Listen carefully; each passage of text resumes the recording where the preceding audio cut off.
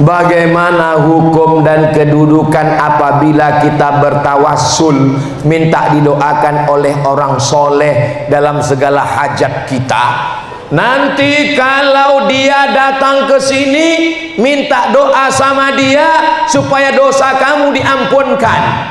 Kata sahabat, kami kan sahabat Nabi, tidur dengan Nabi, sholat dengan Nabi, berteman dengan Nabi, perang dengan Nabi. Betul kamu sahabatku, tapi orang ini hebat. Nanti kalau aku mati, dia datang ke sini, minta doa sama dia, doanya makbul. Siapa itu? Dia adalah Uwais Al-Qarni, tinggalnya di Yaman. Dia tidak datang ke Makkah Madinah karena dia menjaga ibunya. Setelah Nabi meninggal baru dia datang. Ternyata doanya lebih makbul daripada sahabat Nabi. Mana dalilnya? Nabi meminta supaya kalau dia datang minta doa sama dia. Itulah dalil minta doa orang soleh. Tapi orang solehnya kan udah ninggal Pak Ustadz. Wala taqulu liman yuqtalu fi sabilillahi amwat. Jangan kau katakan orang yang mati syahid itu mati. Mereka tidak mati, bal ahya, mereka hidup. Walakin la tash'urun, kamu yang tak bisa merasakan kehidupan mereka. Beliau hidup, beliau melihat perbuatan kita hari ini. Makanya dalam tafsir Quran, wa qul i'malu, beramallah kamu, fasayarallahu amalakum, Allah melihat amal kamu, wa rasuluhu, Rasulullah melihat amal kamu, wal mu'minun, orang beriman melihat amal kamu. Apa kata Imam Abul Fida Ismail Ibnu Katsir? Orang beriman melihat amal kamu maksudnya adalah bapak saya, ibu saya melihat amal saya di alam barzah. Mereka bangga punya anak yang bisa berada di orang-orang soleh. Termasuk Imam Lapeo melihat amal kita hari ini dari alam barzah. Maka tadi saya berdoa, Allahumma inni atawassalu ilaika, aku memohon kepadamu ya Allah, aku bertawassul dengan walimu yang soleh supaya mudahkan urusanku, urusan dakwahku, urusan keluargaku, urusan pesantrenku. Jadikan anakku anak-anak yang soleh. Berdoa kepada Allah dengan menyebut nama hamba Allah yang soleh. Soleh bukan soman. Mana dalilnya? Mana kitabnya? Seorang ulama ahli hadis dari Maroko, namanya Syekh Abdullah bin Siddiq Al-Ghumari, menulis satu kitab judulnya Ittihaful Azkiya bi Jawazit Tawassul bil Anbiya wal Auliya. Ittihaful Azkiya, kitab yang menyatakan boleh bertawassul dengan nabi-nabi dan orang-orang soleh. Bertawassul dengan Syekh Abdul Qadir Al-Jilani, bertawassul dengan Syekh Abdul Hasan Asy-Syazili, bertawassul dengan Syekh Ahmad Al-Badawi, bertawassul dengan Syekh Bahauddin An-Naqsabandi, bertawassul dengan Syekh Muhammad bin Abdul Karim Samman, bertawassul dengan Syekh Ahmad At-Tijani, bertawassul dengan Syekh Muhammad Tahir Imam Lapeo. Yang percaya laksanakan, yang nggak percaya jangan ngejek. Yang yakin laksanakan, yang nggak yakin ini masalah tajribah, percobaan. Saya sudah mencoba dalam hidup saya bertawassul dengan orang-orang soleh, urusan saya banyak dimudahkan Allah Subhanahu wa ta'ala. Orang kalau terus ngejek Ustadz, ya saya terus menjawab sampai akhirnya dia capek. Bid'ah, bid'ah, bid'ah, bid'ah. Maulid bid'ah, Islamiyat bid'ah, tawassul bid'ah, bid'ah, bid'ah. Saya gas terus. Assalamualaikum Ustaz, apakah ada doanya agar anak keturunan kita menjadi anak yang soleh dan solihah, istiqomah dalam kebaikan, agar bisa menjadi ulama seperti ulama Mahaguru Imam Lapeo? Terima kasih, wassalam Pak Ustaz.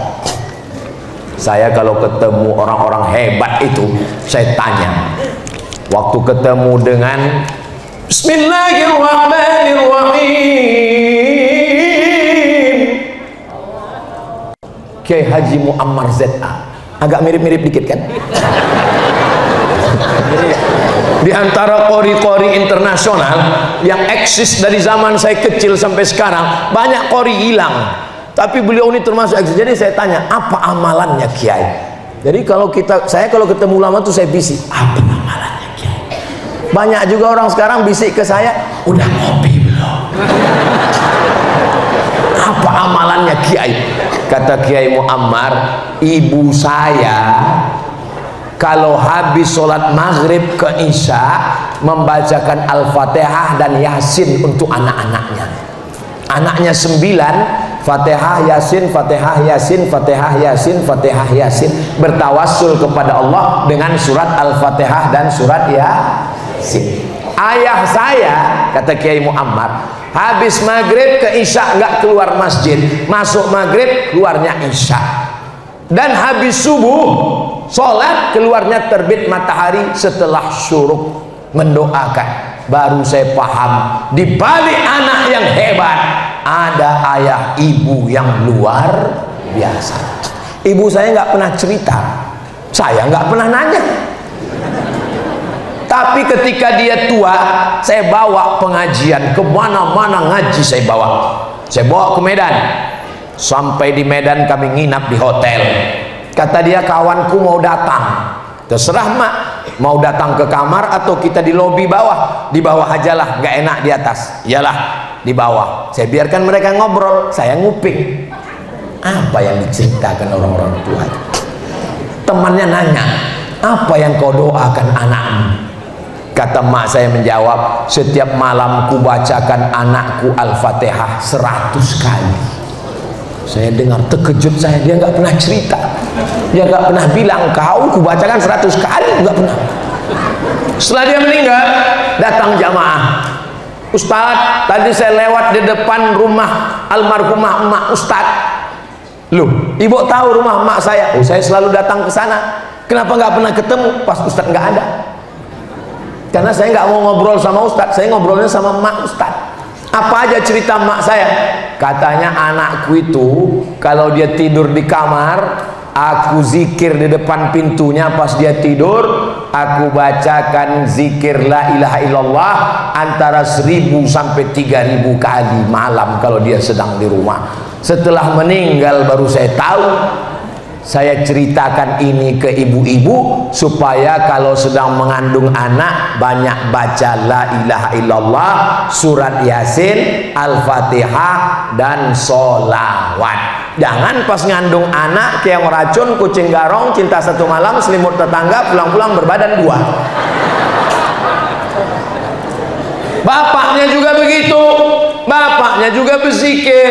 Jangan bapaknya sibuk dengan maksiat. Maka kalau ini dilaksanakan, bacakan doa Nabi Ibrahim, Rabbi habli minas sholihin. Bacakan doa Nabi Zakaria, Rabbi habli min ladunka zurriyatan thayyibah. Saya nggak bisa bahasa Arab, nggak hafal doanya, pakai bahasa Indonesia. Ya Allah, jadikan anakku ini soleh, jangan seperti aku. Saya tidak soleh Pak Ustaz, tidak merasa soleh, tapi insya Allah kita soleh di hadapan Allah, insya Allah, amin. Nah, inilah yang dapat kita lakukan supaya diselamatkan Allah kita dunia akhirat, dan anak-anak kita menjadi generasi yang baik, dan negeri kampung halaman kita baldatun thayyibatun wa rabbun ghafur. Di akhir majelis, sebelum berdoa, kita bertawassul kepada Nabi Muhammad, kepada sahabat, kepada wali-wali Allah, kepada imam-imam mazhab, bil khusus kepada Imam Lapeu Syekh Muhammad Tahir ala hadhihi niyah. Al-Fatihah. A'udzu billahi minasy syaithanir rajim. Bismillahirrahmanirrahim. Alhamdulillahi rabbil alamin. Arrahmanir rahim, maliki yaumiddin. Iyyaka na'budu wa iyyaka nasta'in. Ihdinas siratal mustaqim. Siratal ladzina an'amta 'alaihim ghairil maghdubi 'alaihim waladdallin. Amin.